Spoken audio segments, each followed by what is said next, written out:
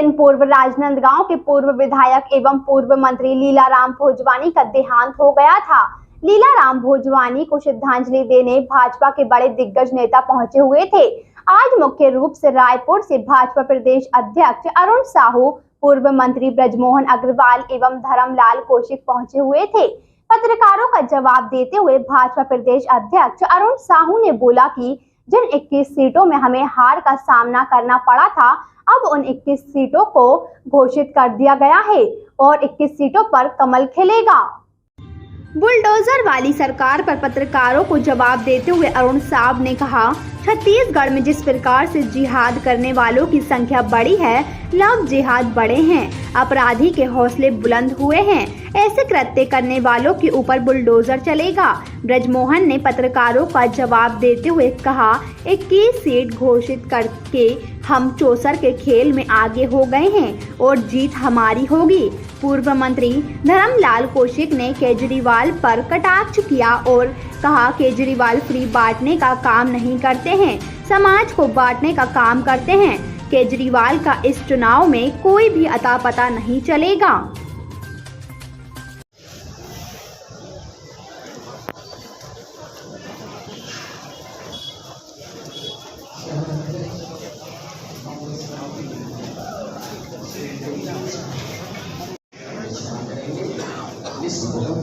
इसको सीमित करना बहुत श्री कुलदीप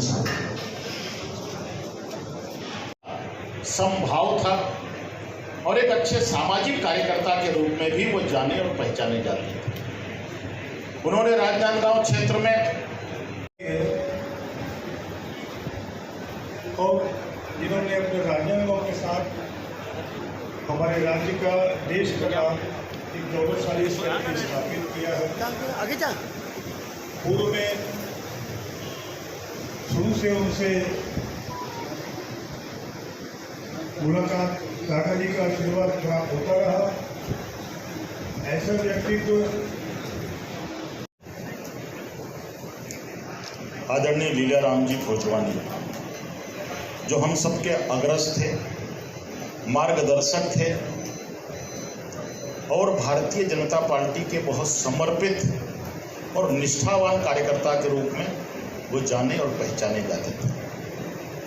1998 की विधानसभा में हम लोग भोजवानी जी के साथ में विधानसभा में थे। 98 से लेकर 2003 तक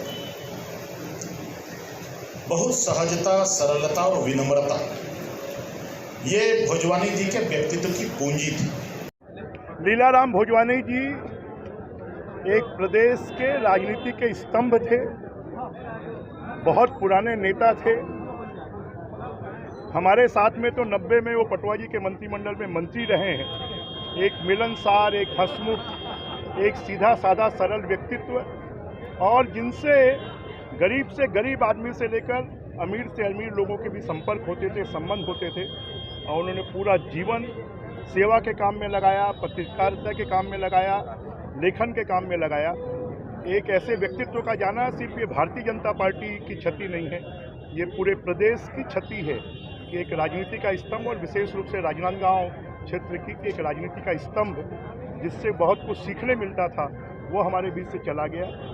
हम उनकी आत्मा के प्रति प्रभु उनकी आत्मा को शांति दे, उनके परिवार को और हम सबको उस दुख को सहन करने की शक्ति दे, ये हम प्रभु से कामना करते हैं। कांग्रेस से कह रही 75+ और राहुल गांधी आ रहे हैं। आम व्यक्ति की राय आ रही है कि बीजेपी ने वही 21 सीटों पे दाव खेला जहाँ पे बीजेपी कमजोर है, क्या मानते हैं? बीजेपी खाली 21 सीटों पे थोड़ी लड़ेगी, पूरी 90 सीटों पर लड़ेगी।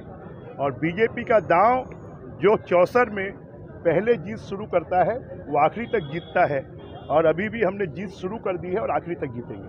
Thank you. पूर्व मंत्री, भारतीय जनता पार्टी के वरिष्ठ नेता आदरणीय लीलाराम भोजवानी जी के श्रद्धांजलि सभा में यहाँ आना हुआ। लीलाराम भोजवानी जी का निधन भारतीय जनता पार्टी के लिए अपूरणीय क्षति है। स्वर्गीय लीलाराम भोजवानी जी भारतीय जनता पार्टी के एक आदर्श कार्यकर्ता रहे हैं, एक कर्मठ और अनुशासित कार्यकर्ता रहे हैं। वहीं एक सच्चे जनसेवक के रूप में, एक आदर्श जनप्रतिनिधि के रूप में भी उनकी पहचान रही है। वरिष्ठता के कारण हमारे पालक और संरक्षक के रूप में हमारा मार्गदर्शन वो कर रहे थे। उनका निधन हम सब के लिए अपूरणीय क्षति है। मैं परमपिता परमेश्वर से प्रार्थना करता हूं कि उन्हें अपने श्री चरणों में स्थान दे और उनके परिजन और हम सबको इस असीम दुख को सहने की शक्ति प्रदान करे। और हम सबको संकल्प लेना चाहिए कि हम उनके जैसे कार्यकर्ता बने, उनके बताए हुए मार्ग पर चलें। छत्तीसगढ़ के हर वर्ग को ठगने का काम, धोखा देने का काम राज्य की कांग्रेस सरकार ने किया है। और राहुल गांधी जी आ रहे हैं तो अपने वायदों का हिसाब लेकर आएं। जो चुनाव से पहले छत्तीसगढ़ की जनता से उन्होंने किया था, वो रिपोर्ट कार्ड लेकर आएं कि जिनका वायदा उन्होंने छत्तीसगढ़ की जनता से किया था, पर उनके पास छत्तीसगढ़ की जनता को बताने के लिए कुछ नहीं है। छत्तीसगढ़ से राहुल गांधी बैरंग जाएंगे और छत्तीसगढ़ में कांग्रेस सरकार की विदाई का समय आ गया है।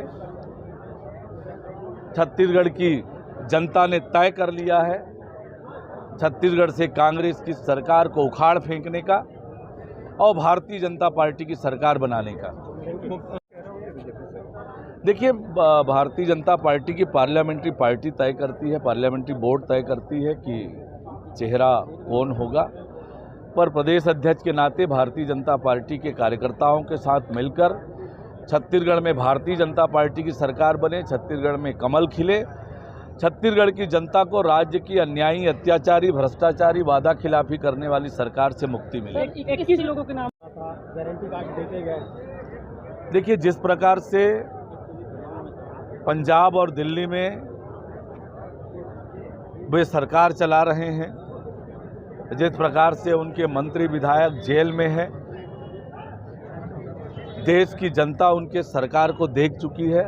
छत्तीसगढ़ में उनकी दाल नहीं गलने वाली है। राहुल गांधी आ रहे हैं और उनका दावा, उनके रिश्तेदारों को इस बात का गर्व होना चाहिए कि उन्होंने नाम कमाया, उन्होंने संबंध कमाए। आज भी हम लोगों की उनसे फोन से या मिलना जुलना, हमेशा वो रायपुर आए तो मिलने आते ही थे। एक ऐसा व्यक्तित्व, हम ये कह सकते हैं कि संघ की विचारधारा पर बड़े होकर और उन्होंने भारतीय जनता पार्टी के माध्यम से जनसेवा का रास्ता चुना और जब तक वो जीवित रहे तब तक वो सेवा के काम में लगे रहे। ऐसी पुण्यात्मा को, क्योंकि उनका संबंध सिर्फ मेरे कार्ड बांटा है, उनका ये कहना है कि हम 3000 रेलवे भत्ता देंगे, 400 यूनिट बिजली फ्री देंगे। क्या कहना आपको? कौन है? अरविंद केजरीवाल। केजरीवाल जी की स्थिति अब दिल्ली में क्या है, किसी से छुपा हुआ नहीं। और यहाँ जो बांटने की बात कर रहे हैं, वो समाज को बांटने का काम कर रहे हैं, धर्म को बांटने का काम कर रहे हैं। और वास्तविक में जो जनता को राहत मिलनी चाहिए, अब उस सरकार से उठ गई है। दिल्ली में भी सफाइयाँ होगा और छत्तीसगढ़ में क्या अस्तित्व है, चाहे कुछ भी बांटने की बात हो, अपने आप को सब पूरे दांव पे लगा के बिकने की बात करें, वो भी छत्तीसगढ़ के लोग उनके झांसे में आने वाला नहीं। कांग्रेस 75+ का दावा है। तो देखो, कांग्रेस 75 का दावा कर रही है, उनके नेता और प्रभारी अभी जो स्थिति है, उनके चेहरा आपके सामने दिखाई दे रहा है कैसे, बहुत चिंतित है। मैं एक बात आपको बताना चाहता हूँ, भारतीय जनता पार्टी की सरकार बनेगी। 5 साल में इन्होंने भरोसा नहीं बल्कि धोखा छत्तीसगढ़ की जनता को दिया है, चाहे वो शराबबंदी के नाम पर हो, युवाओं को पेंशन के नाम, युवाओं को जो भत्ता के नाम पर हो, बाकी को जो पेंशन के नाम पर हो। और इस सरकार ने कुल मिलाकर के 5 साल ये दिखा दिया है कि केवल वोट लेने की सरकार है, लेकिन जब वादा निभाने की आई है तो इन्होंने वादा खिलाफी किया है। जनता उनको सबक सिखाएगी। नवंबर का इंतजार कर रही है। Thank you. मुद्दे की बात चौरसिया सिस्टर के साथ देखते रहिए स्टार इंडिया न्यूज चैनल पर।